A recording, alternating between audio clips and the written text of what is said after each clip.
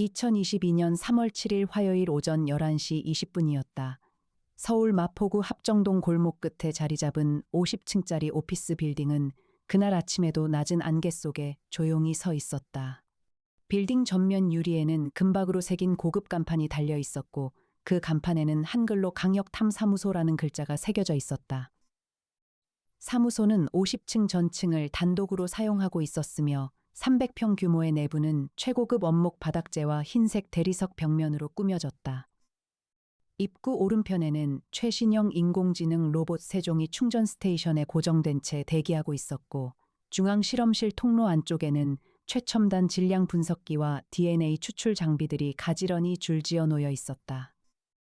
옥상 헬리포트에는 검은색 헬리콥터 한 대가 덮개를 씌운 채 주기되어 있었다. 지하 주차장에는 최고급 승용차 여러 대가 번호판 없이 보관되어 있었고 그중 2대는 완전 자율주행이 가능한 무인 승용차였다. 강혁은 50층 창껏 검정 가죽 소파에 비스듬히 앉아 한강 쪽을 내려다보고 있었다. 키 185cm에 몸무게 75kg이었고 검게 그을린 얼굴에 짧게 깎은 머리를 하고 있었다. 오른쪽 눈썹을 비스듬히 가로지르는 옅은 흰색 흉터가 있어서 처음 만나는 사람들은 거의 예외 없이 은퇴한 권투 선수라고 오해했다.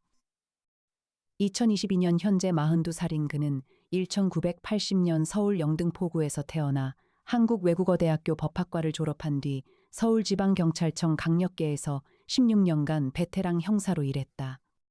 총경 계급에 오른 뒤 스스로 사직서를 제출하고 합정동에 사무소를 차렸다. 아버지가 남긴 유산 덕분에 금전 걱정 없이 사무소를 운영하고 있었지만 그는 돈 때문에 탐정 일을 하는 사람이 아니었다. 강력계 시절 한 가족의 평생이 단 하룻밤 만에 무너지는 장면을 수십 번 목격했고 그때마다 가슴이 타들어갔다. 그래서 세상에는 무언가를 잃고 쓰러진 사람들이 너무 많다는 것을 누구보다 잘 알았고 그들 곁에 끝까지 있어주겠다는 마음이 사무소 운영의 근간이었다.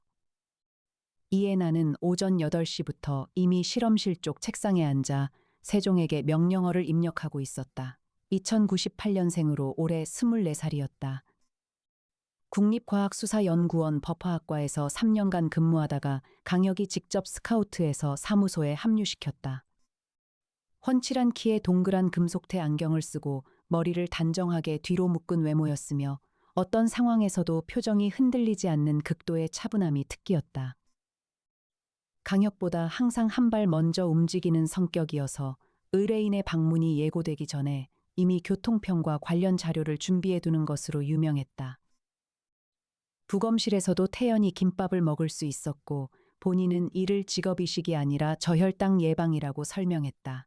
차량 운전 실력과 장비 조작 능력 모두 최고 수준이었다. 그녀는 강혁을 부를 때 항상 탐정님이라는 호칭을 사용했으며 그를 향한 마음을 한 번도 표면에 드러낸 적이 없었다. 그날 오전 이해나가 먼저 말했다. 탐정님, 오늘 오전 11시에 의뢰인이 온다고 사전 연락이 와 있어요. 강혁은 창밖에서 시선을 거두지 않은 채 대답했다. 송 박사는 왔나요? 네. 아까 실험실에서 현미경 들여다보고 있던데요. 수석 연구원 송태풍은 43살이었다. 의학 박사이자 범죄학 전공자로 사무소에 합류하기 전에는 대학병원 법의학 교실에서 조교수로 재직했었다. 현장 감식과 법의학 분석, 그리고 암호 해독에 이르기까지 광범위한 전문성을 갖추고 있었다. 조수 나정희는 30대 중반의 여성으로 탐정 사무소의 행정 업무 전반을 맡았다. 두 사람이 사무소를 유지하는 데 있어서 필수적인 역할을 담당하고 있었다. 11시 정각에 엘리베이터 문이 열렸다. 의뢰인은 여자였다. 강혁의 시선이 그 여자에게 고정됐다. 키는 160cm 정도였고 나이는 30대 초반으로 보였다. 잘 손질된 긴 머리카락이 어깨 아래로 내려와 있었고 옷차림은 깔끔한 회색 코트에 검은 구두였다. 얼굴은 날카롭고 단정했으며 눈아래가 약간 부어 있었다. 이틀쯤 제대로 자지 못한 사람의 얼굴이었다. 여자가 소파 앞에 서서 말했다. 저는 오유나라고 합니다. 인터넷에서 강혁 탐정사무소를 찾아봤어요. 저 이상한 일이 생겼는데 경찰에 신고하기는 좀 그렇고 해서요. 강혁이 맞은편 소파를 손으로 가리켰다. 앉으세요. 이에나가 조용히 녹음기를 켰다. 세종 로봇은 왼쪽 구석에서 대화 내용을 자동으로 텍스트 파일로 변환하기 시작했다. 오유나가 코트를 벗어 무릎 위에 올리고 이야기를 시작했다. 열흘 전부터예요. 저 강남구 논현동에 살거든요. 아파트 8층에 혼자 살아요. 그런데 열흘 전부터 이웃 주민들이 제게 이상한 말을 하는 거예요. 어떤 말이요? 며칠 전에도 아파트 복도에서 마주쳤다고 하는데 저는 그날 종일집에 없었거든요. 아침 일찍 부산 출장을 갔다가 저녁 늦게 돌아왔어요. 그런데 낮 2시쯤에 복도에서 저를 봤다는 거예요. 2층 할머니는 저와 눈이 마주쳐서 인사까지 했대요. 그런데 제가 대답도 안 하고 지나쳤다고 하더라고요. 강혁이 물었다. 그게 한 번이에요. 아니요, 3번이에요. 제가 분명히 다른 곳에 있었는데 우리 아파트에서 저를 봤다는 사람이 3명이에요. 그것도 각각 다른 날에요.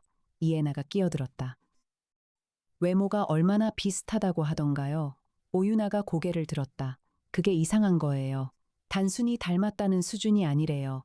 3층에 사는 직장인분은 완전히 저라고 했어요.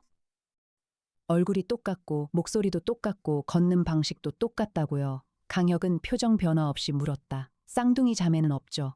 없어요. 저는 외동딸이에요. 강혁의 눈이 가늘어졌다. 형사 시절의 버릇대로 그는 오유나라는 인물을 있는 것과 없는 것, 그리고 어색한 것의 순서로 읽어나갔다. 있는 것, 이틀 정도의 수면 부족, 손톱 주변을 뜯은 흔적, 코트 아래쪽 단추 하나가 반쯤 빠져 있다. 없는 것, 핸드백, 대신 작은 숄더백 하나만 들고 있다. 어색한 것, 오른손 검지 손가락에 파란색 볼펜 잉크가 묻어 있다. 오늘 이 사무소에 오기 전에 무언가를 오랫동안 적고 있었다. 강혁이 물었다.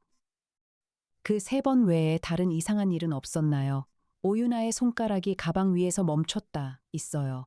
그게 더 무서운 일인데요. 이틀 전 밤 자정쯤이었어요. 잠이 안 와서 거실에 앉아 있었는데 핸드폰에 문자가 왔어요. 발신인 번호가 제 번호였어요. 강혁의 눈썹 흉터 쪽이 미세하게 올라갔다. 내용은요.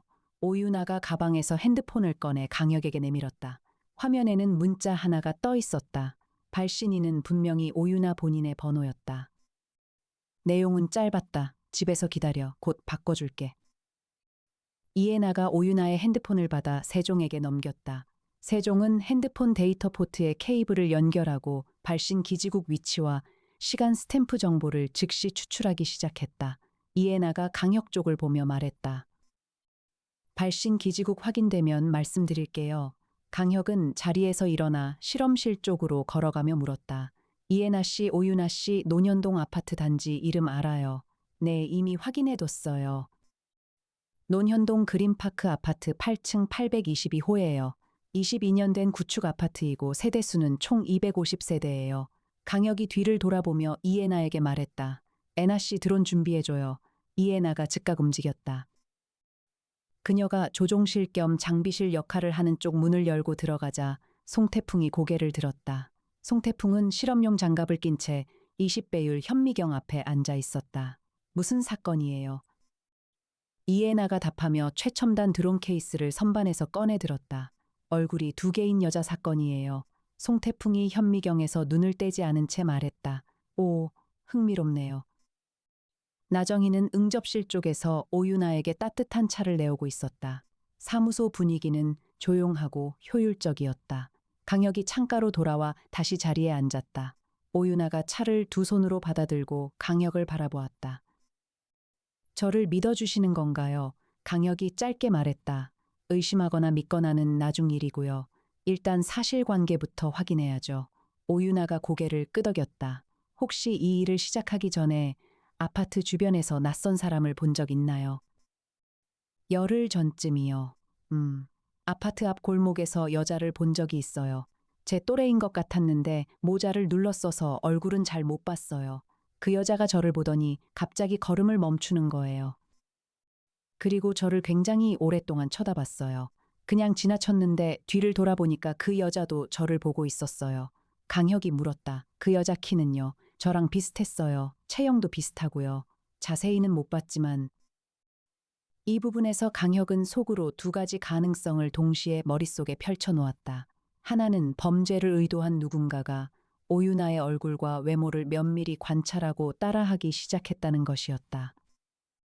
또 하나는 오유나 본인이 인지하지 못하는 어떤 기이한 사건이 진행되고 있다는 것이었다. 두 가능성 모두 현장 확인이 필요했다. 이에나가 실험실에서 나와 말했다. 탐정님, 발신 기지국 확인됐어요. 논현동 그린파크 아파트 단지 내부 기지국이에요. 문자를 보낸 시간에 발신 핸드폰 위치가 아파트 단지 아니었어요. 오유나의 얼굴이 창백해졌다. 그게 무슨 말이에요? 제 번호로 제가 있는 집안 근처에서 문자를 보냈다는 거예요. 이에나가 말했다. 의뢰인분의 번호와 동일한 유심을 불법으로 복제했을 가능성이 높아요. 강혁이 일어섰다. 오늘 오후에 논현동 현장 가볼게요. 오유나 씨는 오늘 오후에 집에 계실 수 있나요? 네, 오늘은 재택이에요. 그럼 우리가 갈 때까지 아파트 밖으로 나가지 마세요. 그날 오후 3시 강혁과 이에나는 무인 승용차를 타고 논현동에 도착했다. 이에나가 운전석에 앉아 차를 반자율로 전환했다. 강혁은 조수석에서 아파트 단지 입구를 바라보았다. 2022년 3월의 서울은 아직 찬바람이 남아 있었다. 이에나가 먼저 내려서 배낭에서 소형 드론 2대를 꺼냈다. 손바닥만 한 크기였고 카메라 해상도는 4K라고 불리는 5천만 화소급이었다. 이에나가 태블릿 PC로 드론을 띄웠고 드론은 아파트 단지 상공 40m 높이에서 수평 비행을 시작했다. 실시간 영상이 태블릿 화면에 들어왔다. 강혁이 오유나에게 전화를 걸었다. 오유나가 바로 받았다. 강혁이 말했다. 저희 지금 단지 밖이에요. 아파트 복도를 한번 걸어봐 주실 수 있나요? 8층에서 아래로요. 금방 할게요. 강혁이 이에나 쪽을 보며 말했다. 드론 8층 복도 쪽으로 붙여줘요. 이에나가 손가락으로 조종하자 드론이 건물 외벽 가까이 이동했다. 8층 복도 창문 너머로 오유나의 실루엣이 보이기 시작했다. 그 순간이었다. 이에나의 눈이 커졌다. 탐정님, 강혁이 태블릿 화면을 들여다봤다. 8층 복도에 두 사람이 걸어가고 있었다. 두 사람의 실루엣이 화면 속에 나란히 잡혔다. 같은 키에 같은 체형이었다. 같은 코트를 입고 있었다. 머리 길이도 같았다. 한 사람이 오유나라면 다른 한 사람은 누구인가? 강혁이 말했다. 드론 당겨요. 이에나가 드론을 건물 쪽으로 더 가까이 접근시키자 두 실루엣의 얼굴 부분이 화면에 들어왔다. 두 얼굴이 카메라 쪽을 향했다. 이에나가 낮은 목소리로 말했다. 같은 얼굴이에요. 강혁이 이미 뛰고 있었다. 강혁은 아파트 입구 자동문을 빠져나가는 낯선 여자의 뒷모습을 보았다. 키 160에 긴 머리에 회색 코트였다. 오유나와 완전히 같은 외모였다. 강혁은 즉각 뛰었다. 형사 시절 골목이나 담장 좁은 공간을 본능적으로 읽어내는 추격 능력은 지금도 녹슬지 않았다. 여자는 단지 옆 골목으로 접어들었다. 강혁이 5m 뒤에서 따라붙었다. 골목은 좁았고 벽면에는 이끼가 끼어 있었다. 여자가 갑자기 좌회전했다.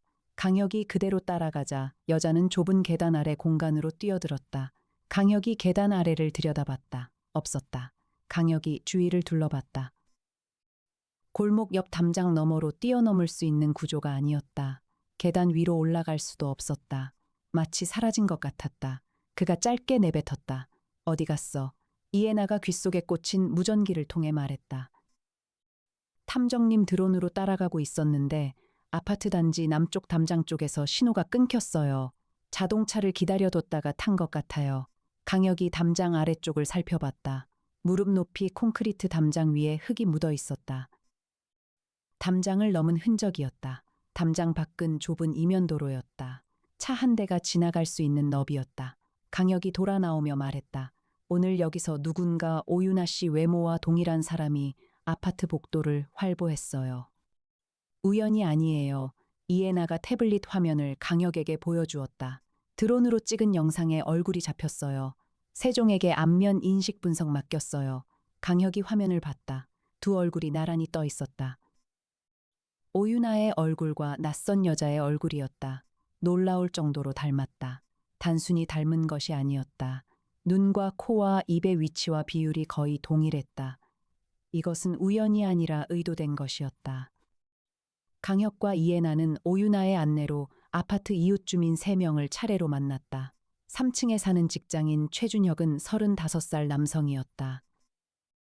그는 2022년 2월 25일 오후 2시에 8층 복도에서 오유나와 마주쳤다고 했다. 이후 인사를 건넸는데 오유나가 아무 반응 없이 지나쳤다고 증언했다. 2층에 사는 72세 할머니 박정수는 2022년 2월 27일 오전 10시에 오유나를 봤다고 했다. 오유나의 얼굴을 직접 확인했고 웃으며 인사했는데 오유나가 고개를 숙이지 않고 그냥 지나쳤다고 말했다. 5층에 사는 40대 주 김미경은 세 번째 증인이었다. 2022년 3월 2일 저녁 6시에 공동현관에서 오유나와 마주쳤다고 했다. 오유나와 눈이 마주쳤는데 그 눈이 이상하게 공허했다고 증언했다. 강혁이 김미경에게 물었다. 공허하다는 게 어떤 뜻이에요? 김미경이 잠시 생각하다가 말했다. 뭔가 안에 아무것도 없는 것 같은 눈이요. 표정이 없다기보다는 너무 집중되어 있는 것 같은 느낌이었어요. 제가 그걸 보고 섬뜩했거든요. 이해나가 받아 적으며 강혁을 봤다. 강혁도 이해나를 봤다. 두 사람은 말하지 않아도 같은 부분이 걸렸다. 사무소로 돌아온 뒤 세종이 안면 인식 결과를 출력했다. 두 얼굴의 유사도는 92.8%였다. 세종의 분석에 따르면 두 얼굴은 쌍둥이 이상의 유사도를 보였으며 이는 자연 발생적인 유사도의 최상위 범위를 넘어서는 수치였다. 이해나가 말했다. 쌍둥이 평균 유사도가 보통 85에서 90% 정도예요. 이 수치는 그것보다 높아요. 성형수술이나 특수분장 수준이 아니면 이 정도 유사도가 나오기 어려워요. 송태풍이 실험실에서 나와 끼어들었다. 아니면 원래 얼굴이 본인과 비슷한 유형의 사람이 더욱 유사하게 만들려고 노력한 경우도 있어요. 전신 비율까지 맞추려면 상당한 시간이 걸리겠지만요. 강혁이 창가에 서서 말했다. 오유나 씨 주변 관계 조사해줘요. 직장 동료, 연인, 가족 아는 사람 전부. 이해나가 노트북 앞에 앉아 즉시 입력을 시작했다. 이때 강혁은 한 가지를 더 떠올렸다. 오유나의 진술 중에서 걸리는 부분이 하나 있었다. 열흘 전 아파트 앞 골목에서 마주친 여자가 자신을 오랫동안 쳐다봤다는 부분이었다. 그 여자는 그때 이미 오유나의 얼굴을 관찰하고 있었다는 이야기다. 즉 이 사건은 열흘 전에 시작된 것이 아니라 그보다 훨씬 전부터 준비된 것이었다. 강혁이 말했다. 이 사건은 짧게는 2달 길게는 반년 이상 준비된 거예요. 이해나가 키보드에서 손을 들고 강혁을 봤다. 그리고 문자에서 바꿔줄게라는 표현이요. 얼굴을 바꿔준다는 뜻처럼 들려요. 강혁이 고개를 끄덕였다. 이튿날 세종이 오유나 주변 관계 분석 결과를 내놓았다. 오유나는 28세였고 강남구 소재 마케팅 회사에 다니고 있었다. 부모는 모두 지방에 거주했고 서울에는 가까운 친척이 없었다. 연인은 현재 없었으며 마지막 연인과 헤어진 것은 약 1년 전이었다. 이해나가 말했다. 전 남자친구가 걸려요. 이름이요. 박성우. 2022년 2월 기준으로 서울 송파구에 거주. 나이 31. 직업은 프리랜서 사진작가예요. 강혁이 받아 적었다. 이해나가 계속했다. 두 사람이 헤어진 이유가 세종 분석으로는 잡히지 않는데 오유나 씨 SNS 게시물을 보면 작년 1월 이후로 커플 사진이 없어져요. 그 전까지는 거의 매달 올라왔거든요. 그리고요. 박성우의 SNS 계정에 올해 2월부터 새로운 여성과의 사진이 올라오기 시작해요.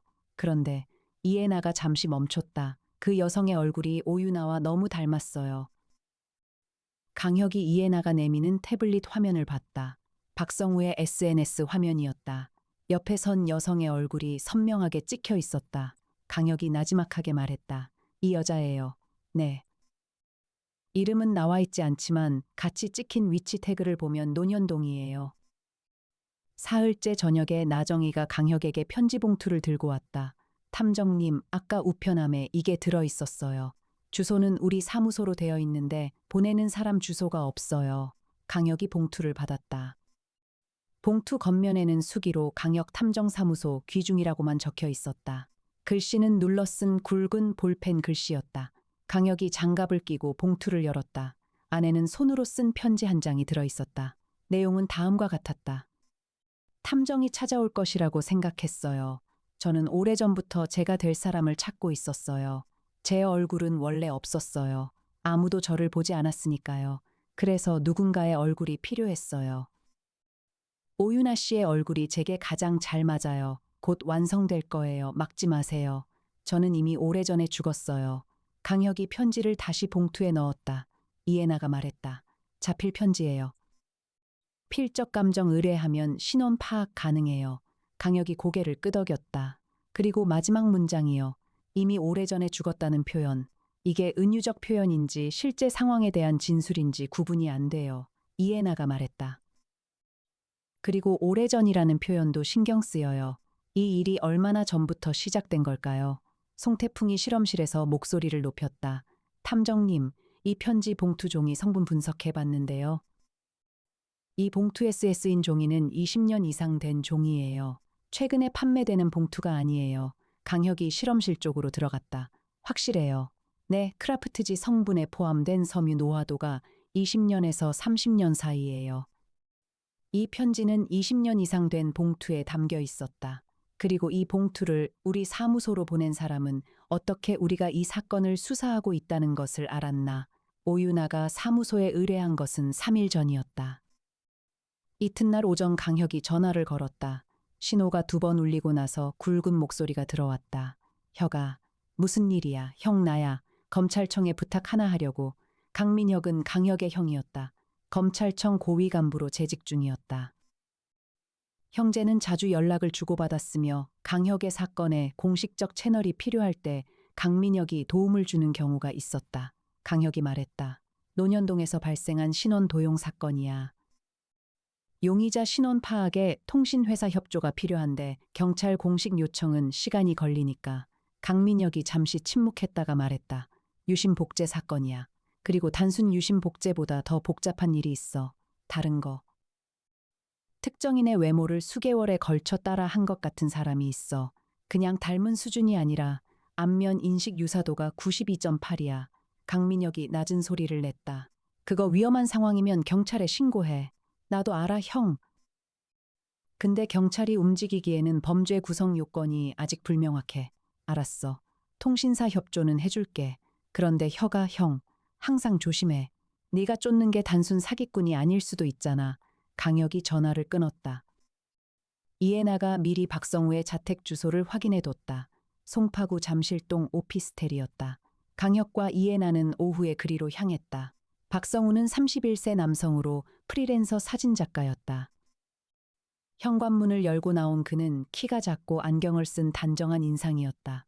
강혁이 명함을 내밀자 박성우의 눈이 약간 커졌다가 다시 원상태로 돌아왔다. 탐정이요. 무슨 일로요? 오윤아 씨 알죠? 박성우가 잠시 멈칫했다가 말했다. 전 여자친구인데요. 이미 헤어진 사이예요. 지금 사귀는 사람 누구예요? 박성우의 표정이 굳었다. 그건 왜요? SNS에서 봤어요. 오윤아 씨와 많이 닮았더라고요. 박성우가 손으로 현관문을 잡았다. 그 사람 이야기는 못해요. 강혁이 말했다. 박성우 씨, 그 사람 이름이 뭐예요? 박성우가 대답 없이 문을 닫으려 했다. 강혁이 문틀에 한 발을 집어넣었다. 체중을 실은 것은 아니었고 그냥 막는 행동이었다.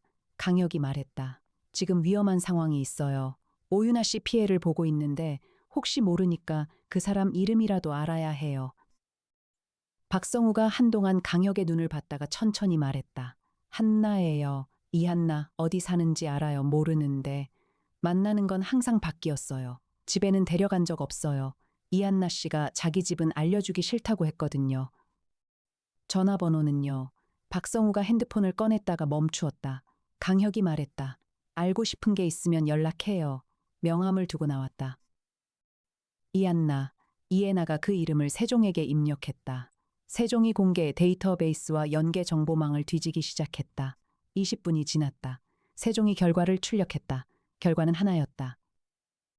이한나라는 이름의 인물이 주민등록 데이터베이스에 존재하지 않았다. 이해나가 말했다. 가명이에요. 강혁이 고개를 끄덕였다. 그러나 더 이상한 것이 나왔다. 세종이 SNS 이미지 크롤링 결과를 내놓았다. 이한나로 추정되는 인물의 SNS 사진들이 화면에 나열되었다. 그 사진들을 보며 이해나가 말했다. 탐정님 이거 보세요. 강혁이 화면을 봤다. 이안나의 사진들은 2022년 1월 이전과 이후로 확연히 달랐다. 1월 이전 사진들에서는 얼굴이 지금보다 약간 달랐다. 2월 이후 사진들에서는 현재 오유나와 거의 동일한 얼굴이었다. 그것은 시간이 지나면서 점점 더 오유나에 가까워지고 있었다. 이해나가 조용히 말했다. 진짜 닮아가고 있는 거예요. 송태풍이 실험실 문 쪽에서 말했다. 성형수술의 경우 그 정도로 변화하려면 최소 서너 번은 해야 해요. 기간으로 치면 1년 이상. 그리고 눈, 코, 입뿐 아니라 피부색이나 얼굴 윤곽까지 바꾸려면 굉장히 공격적인 시술이 필요해요. 강혁이 말했다. 성형 수술 기록이 있는지 확인 가능해요. 이해나가 말했다. 병원 기록은 개인정보라서 공식 요청 없이는 안 돼요. 강민혁 검사님 통해서 가능할 것 같아요. 강혁이 전화를 들었다. 강민혁이 협조해준 덕분에 이틀 만에 결과가 나왔다. 이한나라는 인물은 공식 기록에 없었지만 이해나가 제출한 사진을 기준으로 안면 인식 데이터베이스를 조회한 결과 일치하는 인물이 나왔다. 실제 이름은 하지은이었다. 2022년 현재 32살, 경기도 고양시 출신, 특이사항으로 2019년부터 2022년 사이에 성형외과 시술 기록이 4차례 있었다.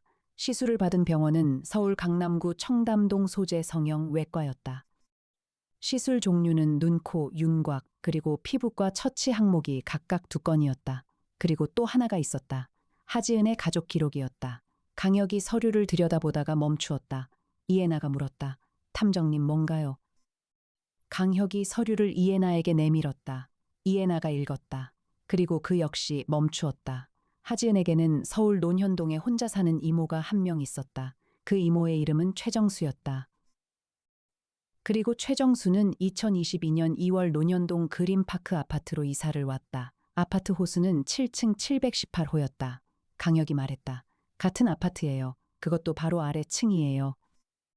강혁과 이해나는 다음날 오전 논현동 그린파크 아파트 7층 718호 앞에 섰다. 초인종을 눌렀다. 반응이 없었다. 다시 눌렀다. 역시 없었다. 이해나가 낮게 말했다. 탐정님 문 아래 틈으로 불빛 보여요. 강혁이 몸을 낮추어 문 아래를 살폈다. 가늘게 빛이 새어나오고 있었다. 그리고 어떤 냄새가 났다. 강혁은 그 냄새를 즉각 인식했다. 오래된 물건들과 닫힌 공간이 오랫동안 함께 있을 때 나는 냄새였다. 강혁이 이해나를 봤다.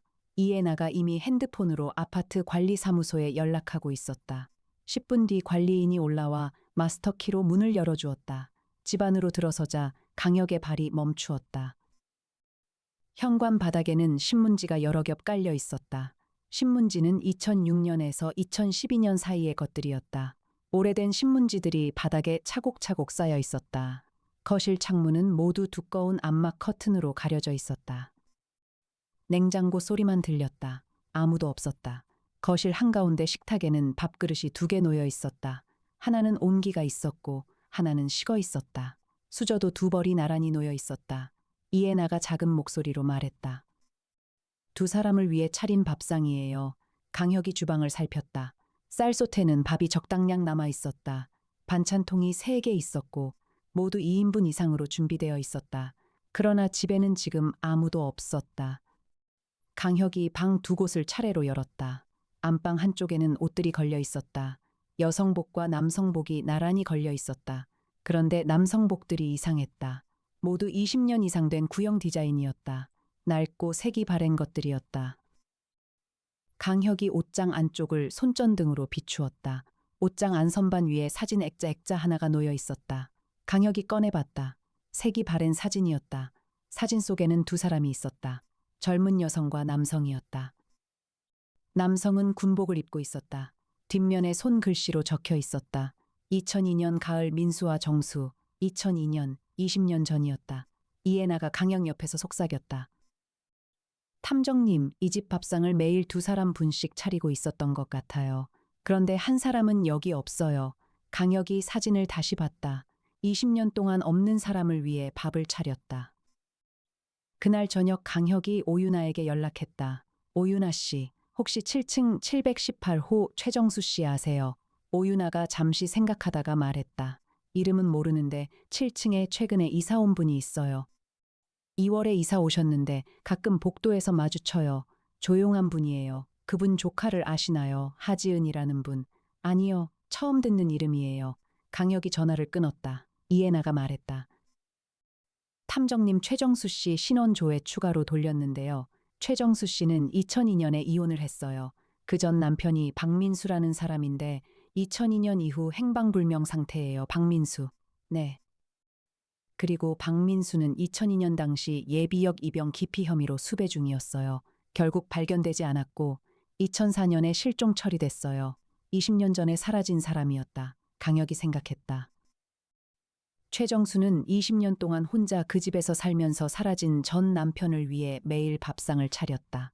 그 조카가 하지은이었다. 하지은은 고모와 함께 자랐다. 그리고 하지은은 2019년부터 오윤아의 얼굴을 닮아가기 시작했다. 왜 오윤아인가? 이해나가 대답을 내놓았다. 탐정님 오윤아 씨 어머니 이름 확인했어요. 박소영이에요. 그리고 박민수의 누나 이름도 박소영이에요. 강혁이 멈추었다. 오윤아의 어머니 박소영은 박민수의 누나였다. 즉 오윤아는 20년 전에 사라진 박민수의 조카였다. 이해나가 말했다. 박민수가 사라진 이유가 최정수 씨와 이혼하면서 발생한 분쟁 때문이라는 이야기가 있어요. 당시 이혼 과정에서 최정수 씨 측이 박민수를 병역 기피로 신고했다는 주장이 있었어요. 박민수의 가족들은 최정수 씨가 박민수를 일부러 신고했다고 믿었대요. 강혁이 말했다. 그 원한이 20년 지나서 이렇게 터졌다는 거예요. 이해나가 조용히 말했다. 하지은은 고모 최정수 씨 옆에서 자랐어요.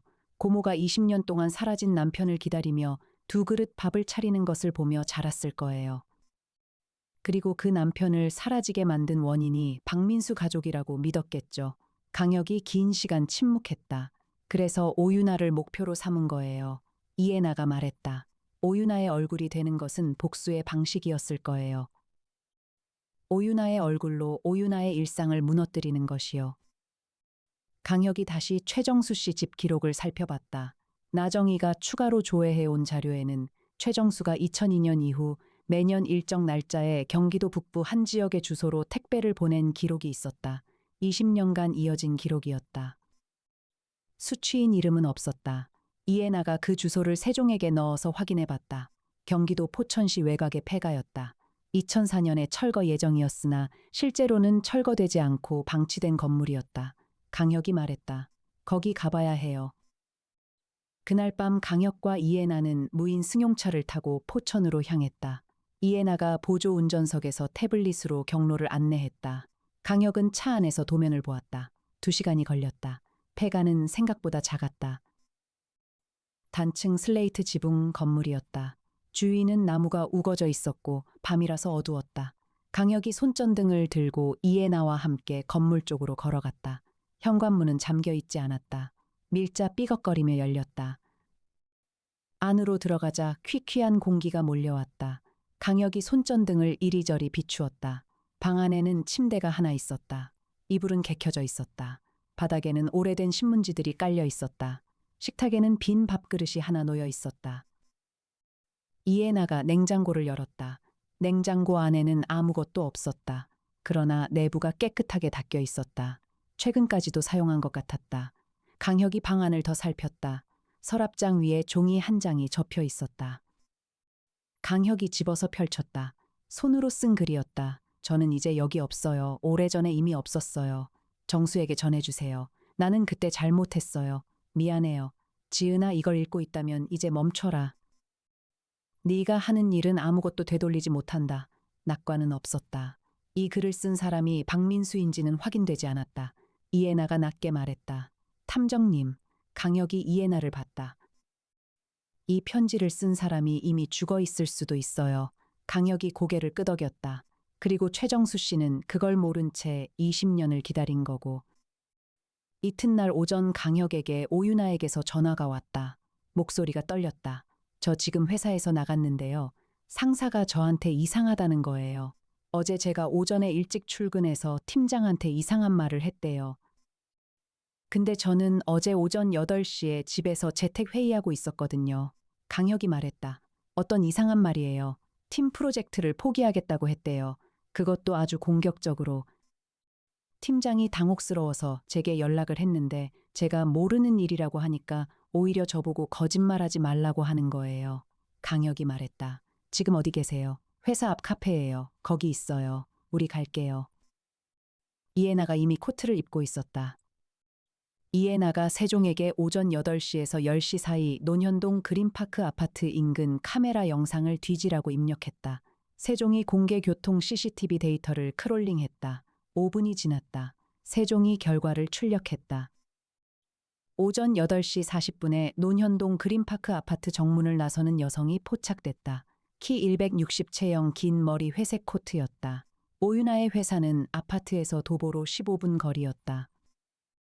이 여성은 9시 5분에 회사 건물 입구에서 다시 포착됐다. 10시 20분에 다시 아파트 방면으로 되돌아갔다. 이해나가 오윤아 씨 어제 회사 출입 기록 있어요. 오윤아가 핸드폰을 꺼냈다. 어제 저는 아파트에서 재택이었어요. 회사에는 안 갔어요. 이해나가 영상을 오윤아에게 보여줬다. 오윤아의 얼굴이 창백해졌다. 제가 아니에요. 그런데 완전히 저예요. 강혁이 말했다. 이제 하지은 씨를 직접 만나야 해요. 이해나가 최정수 씨 핸드폰 위치 추적을 세종을 통해 돌렸다. 강민혁이 통신사 협조를 통해 위치 정보를 제공했다. 최정수의 핸드폰은 포천 방면으로 이동 중이었다. 그런데 하지은으로 추정되는 인물의 마지막 위치는 여전히 논현동이었다. 아파트 단지 쪽이었다. 그것도 8층 부근이었다. 강혁이 말했다. 지금 오윤아 씨 집에 있는 거예요. 이해나가 이미 차 키를 들고 있었다. 강혁과 이해나는 무인 승용차를 풀 자율주행으로 전환하고 즉시 논현동으로 향했다. 이해나가 달리는 차 안에서 드론을 비행 준비 상태로 세팅했다. 아파트 8층 창문 근처로 드론이 접근했다. 드론 카메라 화면이 태블릿에 들어왔다.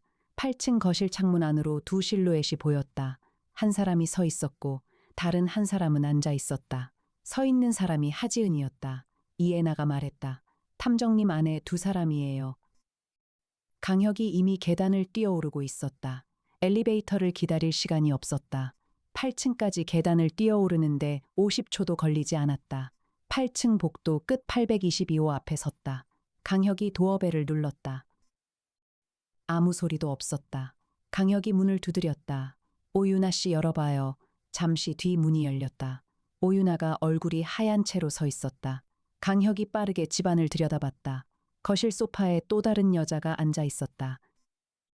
하지은이었다. 하지은은 웃지 않았다.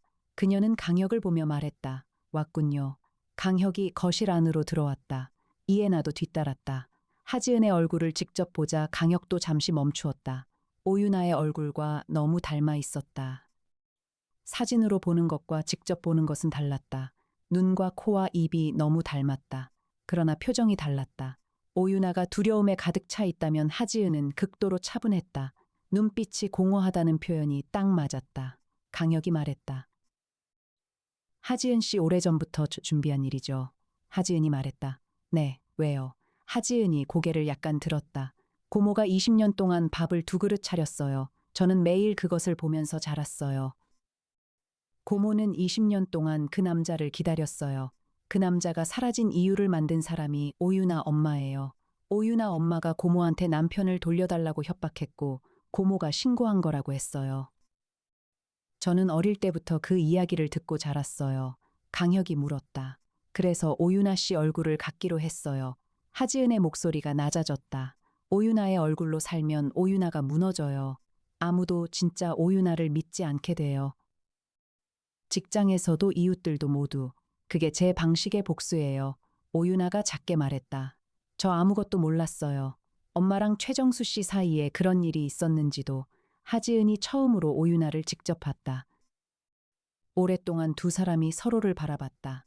그리고 하지은이 작은 목소리로 말했다. 당신도 몰랐구나. 강혁이 말했다. 포천폐가에서 편지를 찾았어요. 하지은의 눈이 흔들렸다. 지은아 이제 멈춰라 그 편지요. 하지은의 입이 멈추었다. 강혁이 말했다. 그 편지를 쓴 사람이 박민수 씨예요. 하지은이 낮은 소리로 말했다. 외삼촌이요. 네, 박민수 씨는 20년 동안 살아 있었어요. 20년 동안 포천폐가에 숨어 있었어요. 그리고 그 사실을 최정수 씨는 알고 있었어요. 하지은의 눈이 멈추었다. 강혁이 계속했다. 최정수 씨가 20년간 매년 포천으로 택배를 보낸 기록이 있어요. 보내는 사람 주소가 없는 택배들이에요. 내용물은 확인하지 못했지만 생필품이었을 가능성이 높아요. 이해나가 말했다. 최정수 씨는 20년 동안 밥을 두 그릇 차린 게 아니에요. 박민수 씨를 숨겨주면서 그를 위한 밥을 차린 거예요. 동시에 그가 없는 척 살아간 거예요. 하지은이 자리에서 일어섰다가 다시 앉았다. 강혁이 말했다. 박민수 씨는 2015년에서 2022년 사이 어느 시점에 세상을 떠났을 거예요. 마지막 택배 기록이 2020년이에요. 그 이후 기록이 없어요. 하지은의 눈에서 무언가가 내려갔다. 공허함이 아니었다. 무언가가 무너지는 눈이었다. 최정수 씨는 박민수 씨가 죽은 것도 알고 있었어요. 하지만 하지은 씨에게는 말하지 않았을 거예요. 왜냐면 하지은 씨가 들었다면 이 복수를 시작했을 테니까요. 최정수 씨는 이 복수를 원하지 않았을 거예요. 하지은이 멈추어 서 있었다. 강혁이 말했다. 그리고 박민수 씨 편지에는 정수에게 미안하다고 했어요. 원망한 사람은 최정수 씨였어요. 하지은 씨가 평생 들어온 이야기와 다른 이야기예요. 하지은의 눈에서 물기가 맺혔다. 이해나가 강혁 옆에서 말했다. 탐정님 세종이 추가 분석 결과를 냈어요. 박민수 씨 편지 필적과 최정수 씨 집에 있던 다른 메모들 필적이 일치해요. 그리고 포천 폐가에서 발견된 편지지 종이 성분이 2020년 이후 생산된 종이에요. 즉 2020년 이후에 작성된 편지예요. 강혁이 고개를 끄덕였다. 박민수 씨는 죽기 직전에 그 편지를 썼을 가능성이 높아요. 언젠가 누군가 폐가에 올 것을 알고 남겨둔 편지예요. 하지은이 낮은 목소리로 물었다. 고모는 지금 어디 있어요? 포천으로 간 것 같아요. 아마 폐가에 갔겠죠. 하지은이 일어섰다. 강혁이 말했다. 하지은 씨 경찰에 출두해야 해요. 유심 복제는 범죄고 오윤아 씨에게 끼친 피해도 있어요. 하지은이 강혁을 봤다. 알아요. 그리고 오윤아를 봤다. 미안해요. 오윤아가 아무 말도 하지 않았다. 그러나 울지도 않았다. 그냥 하지은의 얼굴을 오랫동안 들여다봤다. 그로부터 사흘 뒤였다. 경찰은 하지은을 정보통신망 이용 촉진 및 정보보호 등에 관한 법률 위반으로 입건했다. 특수분장과 성형수술을 통해 타인의 외모를 모방하고 그 외모를 이용해 타인의 직장생활과 일상에 피해를 준 혐의였다. 강민혁이 검찰 측에서 사건을 면밀히 살폈다. 최정수 씨는 포천 폐가에서 발견됐다. 경찰이 먼저 도착했을 때 그녀는 폐가 앞에 쪼그리고 앉아 아무 말 없이 빈 건물을 바라보고 있었다. 건강에는 이상이 없었다. 강혁이 이해나와 함께 마지막 현장 정리를 하며 사무소로 돌아오는 차 안에서 이해나가 말했다. 탐정님 최정수 씨가 왜 20년 동안 그렇게 했는지 알 것 같아요. 강혁이 앞을 보며 말했다. 이야기해봐요. 이해나가 말했다. 남편을 숨겨주면서 밥도 차리고 필요한 것도 보내고 그 사람이 살아있는 동안 그 사람 곁에 있었어요. 그게 최정수 씨에게는 사랑이었을 거예요. 그 사람이 없다고 말하는 순간 정말로 없어지니까 없다고 하지 않은 거예요. 강혁이 한동안 말이 없었다. 그러다가 말했다. 그리고 그 사람이 진짜 없어진 뒤에는 이해나가 작은 목소리로 답했다. 그래도 밥을 차렸겠죠. 차 안이 조용해졌다. 서울의 2022년 3월 밤이 창밖에 흘러갔다. 일주일이 지났다. 강혁 탐정사무소의 아침은 여전히 조용했다. 이해나가 일찍 출근해서 세종 점검을 했다. 나정희가 커피를 내렸다. 송태풍이 실험실 현미경을 닦았다. 강혁은 창가 소파에 앉아 한강 쪽을 바라보았다. 2022년 3월의 서울은 이제 봄 기운이 가득했다. 한강변 벚나무들이 꽃망울을 터뜨리기 직전이었다. 이해나가 강혁에게 커피 한 잔을 가져다 주었다. 탐정님, 오늘 새 의뢰 들어왔어요. 강혁이 이해나를 봤다. 이해나가 화면을 내밀었다. 새 의뢰서가 떠 있었다. 강혁이 커피를 한 모금 마셨다. 읽어봐요. 이해나가 말했다. 마포구 어느 건물에서 실내 설계가 매일 밤 바뀐다는 사람이에요. 자기가 나갔다 들어오면 방의 구조가 달라져 있다고요. 강혁이 소파에서 일어섰다. 가봐야죠. 이해나가 코트를 들었다. 두 사람이 엘리베이터 쪽으로 걸어갔다. 세종이 인사를 했다. 나정희가 스케줄을 확인했다. 송태풍이 장갑을 끼며 따라왔다. 강역 탐정사무소의 2022년 봄이 그렇게 시작됐다. 그로부터 한 달 뒤의 일이었다. 오윤아가 사무소를 다시 찾아왔다. 이번에는 눈 아래가 붓지 않았다. 옷차림도 이전보다 가볍고 환한 색이었다. 나정희가 차를 내왔다. 오윤아가 차를 두 손으로 받아들고 강혁을 봤다. 하지은이 고모한테 편지를 보냈대요. 강혁이 말했다. 알고 있었어요. 강민혁이 알려줬어요. 오윤아가 고개를 끄덕였다. 저도 고모한테 연락해봤어요. 최정수 씨한테요. 만났어요. 아니요. 전화만요. 처음에 끊으려고 했는데 제가 그냥 말했어요. 제 엄마가 잘못한 일이 있다면 미안하다고요. 강혁이 물었다. 최정수 씨 뭐라고 했어요? 오윤아가 잠시 멈추었다가 말했다. 아무 말도 안 하시다가 그냥 끊으셨어요. 강혁이 고개를 끄덕였다. 오윤아가 말했다. 그래도 좋았어요. 말할 수 있어서. 강혁이 오윤아를 봤다. 오윤아의 눈이 전보다 맑았다. 이 사건은 그렇게 마무리됐다. 깔끔하게 끝나지는 않았다. 20년이라는 세월이 만들어 놓은 상처는 편지 한 장이나 전화 한 통으로 완전히 사라지지 않았다. 그러나 강혁이 알기로 상처가 사라지는 것이 목표가 아니었다. 그것을 가지고 어떻게 살아가는가가 중요했다. 그것이 강력계 시절부터 탐정사무소를 운영하는 지금까지 강혁이 붙들고 있는 생각이었다. 이해나가 실험실에서 나와 말했다. 탐정님 오후에 의뢰인 또 한 분 오세요. 강혁이 일어섰다. 뭔 사건이에요? 이해나가 짧게 말했다. 사라진 그림 사건이에요. 미술관에서요. 강혁이 코트를 집어들었다. 준비해둬요. 강혁 탐정사무소의 2022년이 그렇게 흘러갔다.